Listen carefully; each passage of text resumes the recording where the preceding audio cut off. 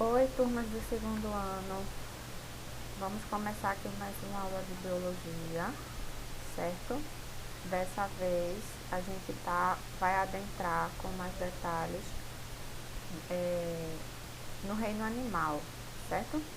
Nas aulas anteriores vocês já viram as características do reino animal e que ele é subdividido em alguns grupos que a gente chama de filos, né?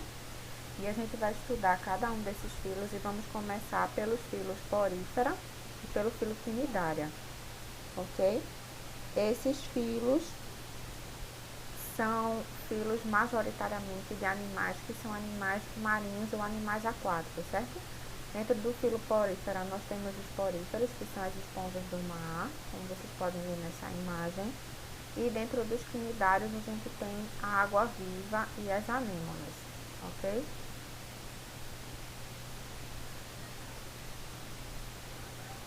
Então, o reino animal, que é o último reino que a gente está estudando, ele também é conhecido como o reino metazoa, tá? Quando a gente falar em metazoa ou metazoários, nós estamos falando dos seres vivos que estão dentro do reino animal. Aqui temos vários representantes do reino animal, pertencendo aos mais diferentes filos, certo? E as principais características do reino animal que nós vamos encontrar em todos os animais são que eles são seres pluricelulares, formados por várias células, são seres eucariontes, ou seja, suas células têm um núcleo individualizado e todos eles são heterótrofos, né? Eles não produzem o próprio alimento e precisam adquirir esse alimento através da alimentação, ok? O primeiro filo que a gente vai estudar é o filo Porífera, certo? Que é o filo dos poríferos ou das esponjas no mar. E são esses animais aqui, certo? São animais, principalmente animais marinhos, são muito confundidos com plantas, como vocês podem ver aqui, certo? Mas na verdade não são plantas, são animais, e que têm como principal característica serem animais fixos no fundo do mar, eles não se movimentam, e que têm poros, aberturas por todo o corpo por onde eles absorvem a água, né? Nós vamos ver isso em mais detalhes mais para frente. Então aqui vemos vários exemplos de poríferos ou de esponjas do mar. Um dos personagens bastante conhecidos, que é o Bob Esponja, o Bob Esponja do desenho, ele é uma esponja do mar, tá? Ele pertence a esse grupo aqui. Então, dentro desse filo Porífera, nós temos os poríferos, que são as esponjas do mar, são esses animais que vivem no fundo do mar. Como eu falei, apresentam poros por todo o corpo, a gente vai ver isso em detalhes, o corpo dele é todo furadinho, certo? São animais de vida aquática, ou seja, vivem na água, principalmente a maioria são marinhos, ou seja, vivem na água salgada, ok? Nós vamos encontrar nos mares. São animais sésseis, isso significa dizer que eles não se movimentam, eles são fixos, são coladinhos lá no fundo do mar. Podem viver isolados, sozinhos, ou podem viver em colônias, como a gente pode ver aqui nessa imagem. Nós temos uma colônia, porque eu tenho uma esponja, duas, três, quatro, várias esponjas, ok? Como todo animal, são eucariontes, multicelulares ou pluricelulares e heterótrofos, certo? Como eu falei no início da aula. Com relação à simetria desse animal, ele tem uma simetria do tipo assimétrico ou simetria radial. O que isso significa? Simetria radial é quando eu divido esse corpo em eixos e ele se divide em vários eixos diferentes, certo?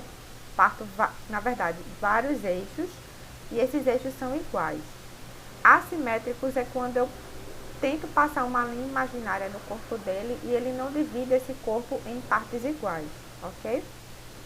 São animais que não possuem sistema digestório, então não tem um sistema específico para a digestão dos nutrientes, não tem sistema circulatório, nem respiratório, nem excretor, nem nervoso. Então ele não tem nenhuma estrutura especializada para nenhuma dessas funções.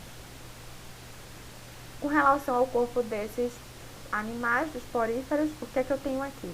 Imagina que eu peguei uma esponja daquela e parti ela no meio, cortei ela no meio. Então a gente está vendo o interior desse animal. Como eu falei, o corpo dele é formado por várias aberturas, como a gente pode ver aqui. Aqui eu tenho uma abertura, outra, ao longo de todo o corpo. Cada abertura dessa eu chamo de poro, ok? São poros, são aberturas. E eu tenho uma abertura maior e principal, que fica na parte superior do corpo desse animal, que eu chamo de ósculo. E o que é que vai acontecer aqui?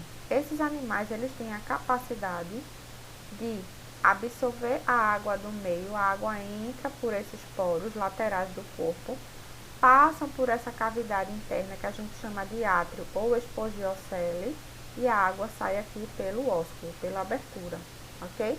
Voltando aqui para a imagem anterior, o que é que eu tenho? Ó, a água, ela é absorvida lateralmente do corpo desses animais pelos poros, que são bem pequenininhos, você não consegue ver claramente. A água entra pelos poros, passa pela cavidade interna do corpo e sai por cima, pelo ósculo, tá? Por essa abertura aqui.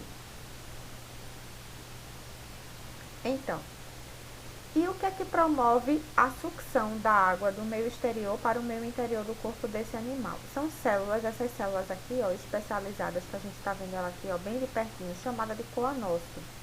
O coanócito são células que aqui, ó, estão presentes em todo o interior do corpo do animal, como vocês estão vendo, ó. E elas apresentam um flagelo, tá? O coanócito nada mais é do que uma célula que tem um flagelo. E o batimento desses vários flagelos que vocês podem ver aqui na parte interior do corpo do animal faz com que a água seja sugada, cria uma pressão de maneira de que a água ela é sugada até ela sair pelo ósculo. Então, quem promove a sucção através do batimento dos flagelos dos coanócitos, né, dos flagelos dos coanócitos promovem a entrada de água no corpo desse animal. No poro, a gente tem células aqui que envolvem esse poro, e o nome dessas células são chamadas de porócitos, que são células que estruturam esse poro, ou seja, que formam o poro, que envolvem o poro, a gente chama de porócitos. Além disso, nessa estrutura intermediária aqui do corpo do animal, eu tenho células menores, que são células chamadas de amebócitos.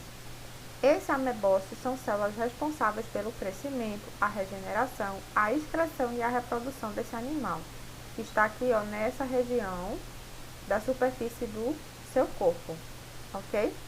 Além disso, a gente pode ver células menores aqui, ó, que parecem como se fossem os espinhos, que a gente chama de espículas. Essas espículas, elas são rígidas, são duras, e auxiliam na sustentação do corpo desse animal, para que essa esponja ela não seja mole, tá? Ela seja rígida e consiga se manter ereta, como a gente consegue visualizar aqui, ó, nessa imagem, da rigidez, e o corpo desse animal ele consegue se manter erguido. Aí, aqui eu tenho as espículas, como eu falei para vocês, ó, são essas células bem pequenininhas aqui, tá? Que dão sustentação ao corpo do animal. Podem ser formadas por várias substâncias, como no caso de carbonato de cálcio, de sílica ou de espongina, são substâncias diferentes que formam essas espículas, certo? E a gente tem também aqui nessa região células chamadas de pinacócitos, tá? Que são células que revestem a parte externa do corpo, é como se fosse a pele do animal, a parte superior, tá? São células chamadas de pinacócitos. E aí, como é que se dá essa circulação da água? Como eu falei para vocês, a água ela entra pelos poros e ela é trazida para cá através de uma pressão provocada pelo batimento dos flagelos, dos coanócitos. Então, a água vem do meio externo, aqui de fora, passa pelos poros do animal e sai aqui no ósculo, passa pelo átrio, né, que é essa região aqui interior, e sai pelo ósculo, pela abertura, que é como se fosse uma boca, para o meio exterior. Então, a água está sempre fazendo esse caminho, ó, do meio exterior, passa pelo poro, o corpo interior do animal e sai pela boca, pelo ósculo. Assim se dá a circulação de água. Essa circulação de água ela é super importante porque a partir do fluxo de água que vem do meio exterior para o meio interior do corpo da esponja, essa água ela traz pequenas partículas em suspensão, que são partículas que servem como alimento, tá? Então, quando a água entra no corpo desse animal, ela vem trazendo partículas, vem trazendo nutrientes, e esses nutrientes, eles entram em contato aqui com o coanócito, que é aquela célula flagelada que eu falei para vocês. E o coanócito, ela tem essa estrutura aqui, ó, que é como se fosse um colarinho. As partículas alimentares que vêm com a água passam pelo colarinho e são absorvidas pelo coanócito, tá? Aqui a partícula já dentro da célula do coanócito, ela forma vacúolos, que são como se fossem pequenas bolsas, tá? Onde vai ser promovida a digestão dessas partículas e essa digestão feita dentro do coanócito, ela agora vai ser repassada célula a célula do corpo para nutrir o corpo inteiro desse animal e os resíduos, os restos da digestão que não são mais interessantes, serão também eliminados pelo coanócito. Ele também faz a excreção dessas substâncias, tá? A digestão absorve o que é interessante e vai repassar por todas as células do corpo do animal e o que não foi interessante é eliminado, tá? Por isso que a gente diz que a digestão dos poríferos ela é intracelular. Intra significa dentro, ela é realizada no interior do corpo, no interior das células, perdão, desse animal, tá? Ela não tem um sistema digestório específico, não vai ter um estômago, um intestino para absorção de nada, é tudo feito dentro da célula. E como é que esses animais se reproduzem, tá? A reprodução desses animais pode ser do tipo assexuada, e a gente chama esse tipo de reprodução de brotamento, onde eu tenho uma esponja. A esponja ela forma um brotinho, uma saliência, que se forma a partir da superfície do seu corpo. Esse broto ele se solta, se fragmenta, cai no solo e no solo ele vai se desenvolver no indivíduo adulto, tá? Através do broto. É um tipo de reprodução muito simples, que é uma reprodução assexuada. É um tipo de reprodução que envolve apenas um indivíduo, não é necessário gametas e não envolve a troca de material genético. E também pode ser do tipo sexuada, tá? Quando for do tipo sexuada, esses animais são animais que a gente diz que eles são monóicos. O que são animais monóicos? São animais que, quando forem monóicos, eles apresentam os dois sexos dentro do mesmo indivíduo, então ele é macho e fêmea ao mesmo tempo. Ele vai ter estruturas tanto masculinas como femininas, tá?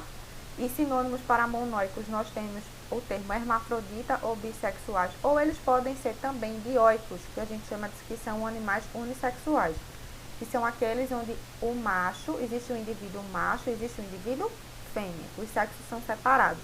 Então vão ter espécies hermafroditas, que vão ter os dois sexos dentro do mesmo indivíduo, e vão ter espécies de esponjas que são dioicas, os sexos são separados, ok? E como é que ocorre esse tipo de fecundação? Aqui nesse exemplo, eu tenho um exemplo onde eu tenho uma esponja fêmea e uma esponja macho, tá? Então essa espécie ela é dioica. A esponja fêmea e a esponja macho, o que acontece? A esponja macho, ela vai liberar os gametas na água, a liberação dos espermatozoides, tá? E aí, esses espermatozoides, eles são liberados na água e levados da água até o interior da fêmea, através dos poros. Então, o espermatozoide vem, entra junto com a água, como a gente aprendeu, tá? Entrou no corpo da fêmea, vai procurar o óvulo que está no interior do corpo da fêmea e vai fecundá-la, tá? Então, a fecundação é uma fecundação interna. O encontro do espermatozoide com o óvulo é realizado dentro do corpo do animal. Quando esse óvulo é fecundado, a gente tem a formação de uma estrutura chamada de anfiblástula. Ela está aqui no interior do corpo da fêmea. Então, a anfiblástula, quando estiver madura, ela é liberada através da abertura superior do ósculo, é liberada na água e ela vai formar um tipo de larva chamada de larva anfiblástula. É uma nova fase de desenvolvimento do animal, que ela é toda ciliada, ela apresenta cílios, ela fica aqui livre na água, vai chegar um momento que ela vai se fixar no solo, no chão do mar, no substrato que a gente chama, e vai se desenvolver agora no indivíduo adulto. Aqui eu tenho um exemplo de reprodução sexuada. Os poríferos, eles também apresentam uma classificação, tá? Ele também é subdividido em grupo, a depender do tipo de espícula que esses animais apresentam. Então, a gente vai ter a classificação baseada nas espículas, que são aqueles espinhos que eu falei para vocês, e dividido em 3 classes, ou 3 subgrupos. A classe calcária vai ter esponjas em que as espículas sejam feitas da substância carbonato de cálcio, tá? Isso confere paredes bastante rígidas, como nós podemos ver nessa foto aqui. Aqui é uma esponja pertencente à classe calcária, e por que ela é da classe calcária? Porque as espículas dela é formada por carbonato de cálcio. Dentro da classe hexactinilida ou silicosa, a gente vai ter esponjas que são esponjas formadas por espículas compostas por sílica, tá? Com o exemplo dessa foto aqui. Quando a esponja apresenta espículas formadas por sílica, essas esponjas, em contato com a pele, com a pele, por exemplo, do ser humano, ela vai causar irritação. E isso é uma estratégia, inclusive, de proteção dessas esponjas. Dentro da classe Demospongiae, nome é difícil de falar, certo? A gente vai ter esponjas em que as suas espículas são formadas por fibras de espongina, certo? Que são essas daqui. E essas esponjas, elas eram antigamente bastante utilizadas como esponjas de banho, certo?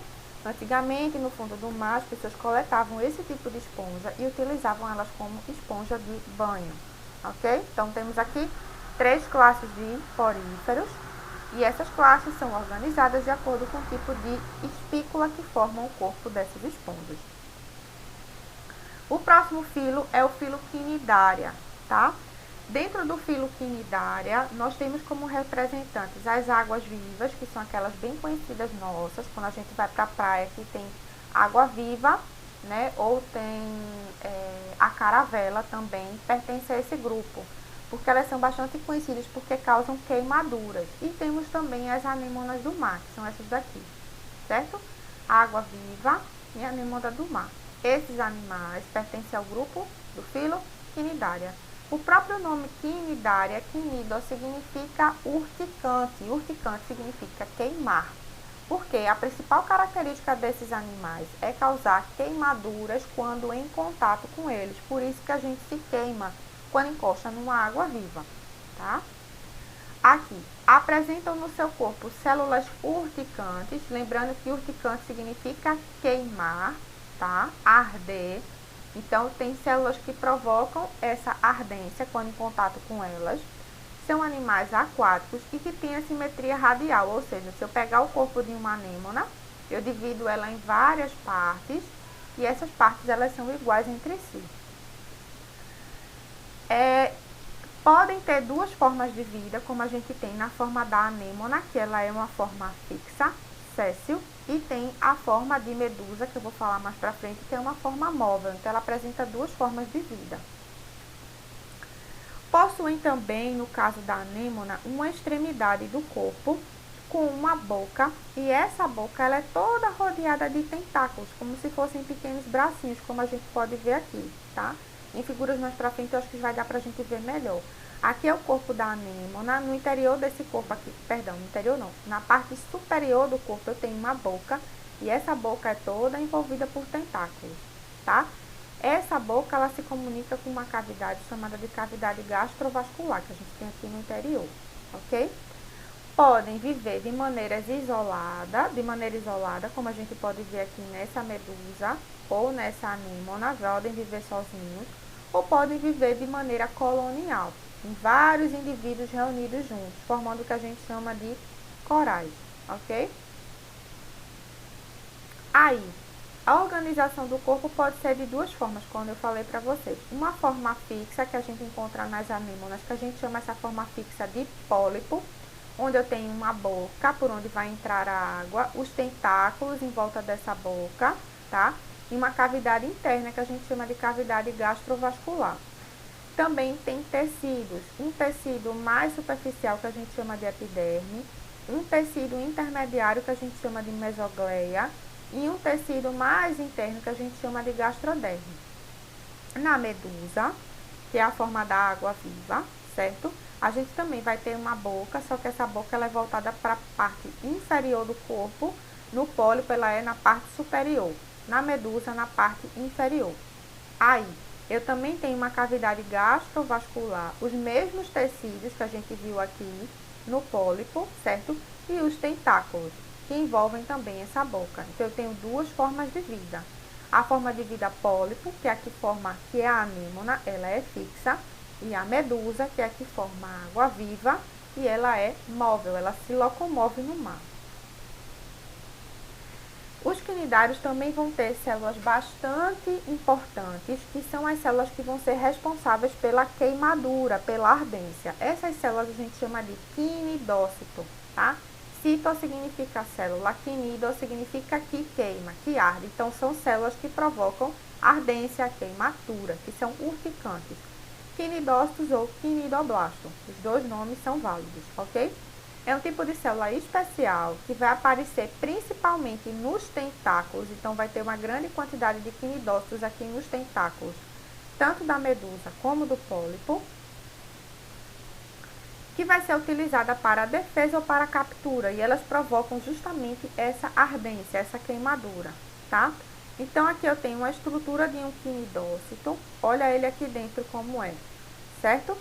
Dentro dele, no interior dele, eu tenho um quinidocílio, que é um pequeno cílio que ele é sensível ao contato. Então, quando tiver um contato aqui nesse quinidocílio, ele vai disparar uma estrutura interna, certo? Ó, se eu tocar nesse quinidocílio, ele dispara uma estrutura interna que eu tenho aqui, ó, que é esse filamento urticante.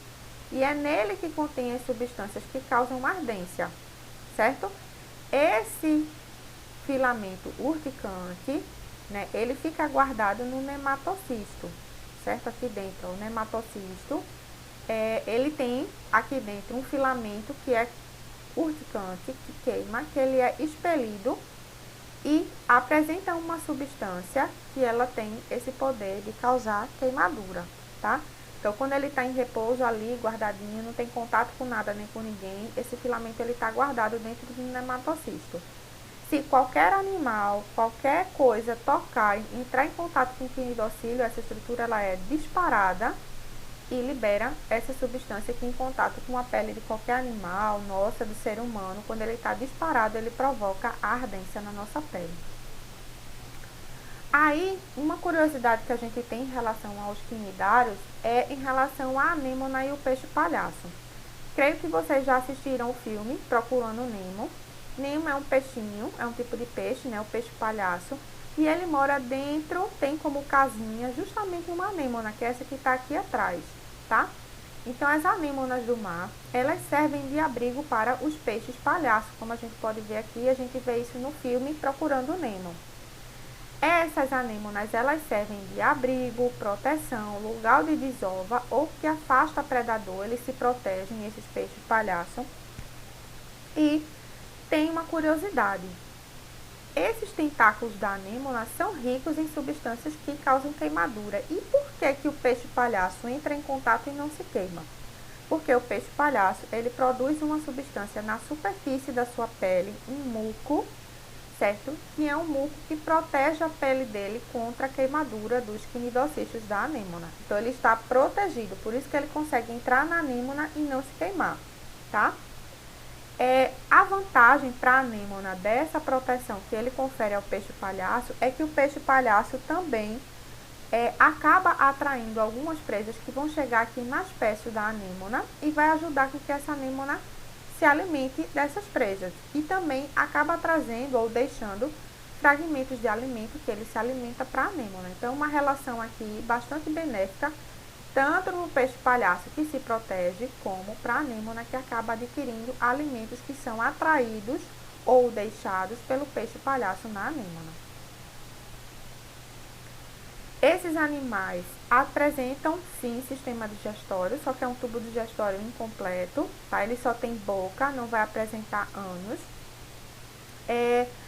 As presas, elas são caçadas através dos tentáculos, né, que quando emitem essas substâncias urticantes acabam paralisando as presas e elas são capturadas pelos tentáculos e direcionadas pela boca. Então, o tentáculo captura o alimento e leva até a boca. O alimento entra através da boca, vem até a cavidade gastrovascular. E na cavidade gastrovascular existem células, que são células musculares digestivas, que lançam substâncias digestivas aqui na cavidade, que começa a digerir esse alimento, que posteriormente é absorvida pelas células, certo? Do corpo do quinidário, que vai continuar essa digestão de uma maneira intracelular, certo? Olhando aqui de maneira mais próxima o corpo desses quinidários, né? Fazendo um zoom aqui, um pequeno corte do corpo deles. A gente tem os quinidócitos ou quinidoblastos, que são aquelas células urticantes, ó, olha elas aqui inseridas, tá? A gente tem células nervosas, a gente tem a epiderme, que são células superficiais que ficam aqui na parte externa do corpo do animal. E a gente tem também células internas, certo? Que a gente tem as células musculares digestivas, que são aquelas que lançam substâncias e também absorvem os nutrientes que começaram a ser digeridos na cavidade gastrovascular. E a gente tem também outros vários tipos de células. Na gastrocele, que é essa cavidade interior aqui, ou cavidade gastrovascular, tá? As presas, elas são digeridas inicialmente pelas enzimas e depois elas são absorvidas, os nutrientes, pelas células para continuar a digestão de maneira intracelular. O que resta dessas presas, que o animal não quer mais, o quinidário não quer mais, ele é expelido pela boca, ele é eliminado pela boca. Os quinidários podem se reproduzir de maneira sexuada, assexuada ou através de alternância de gerações, como a gente vai ver aqui, tá? A fecundação, ela pode ser interna, ou seja, o encontro dos gametas pode ser realizado no interior do corpo desses animais, ou ela pode ser externa, realizada na água, como a gente pode visualizar aqui, onde duas águas vivas, uma macho, outra fêmea. A macho libera seus gametas masculinos, né, que são os espermatozoides, e a fêmea libera o feminino na água. Os dois gametas se encontram na água e formam o zigoto, que vai desenvolver um novo indivíduo. Esse tipo de fecundação é fecundação do tipo externa, ok?